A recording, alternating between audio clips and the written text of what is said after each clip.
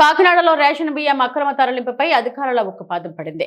కాకినాడ పోర్టులో 5 లారీలలో తరలిస్తున్న 140 మెట్రిక్ టన్నుల పీడీఎస్ బియ్యాన్ని జిల్లా పౌర సరఫరా అధికారులు సీజ్ చేశారు. వివిధ రైస్ మిల్లుల నుంచి సేకరించిన బియ్యాన్ని విదేశాలకు అక్రమంగా ఎగుమతి చేయడానికి ప్రయత్నించినట్లు అధికారులు గుర్తించారు.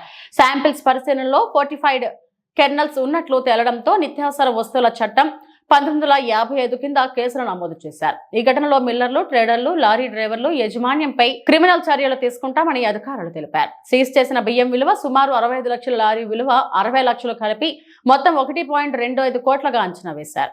అక్రమ రవాణాపై కఠిన చర్యలు కొనసాగుతాయని, ఇలాంటి వ్యవహారంలో పాల్పడిన వారిపై ఎప్పటికప్పుడు తనిఖీలు నిర్వహిస్తామని అధికారులు స్పష్టం చేశారు.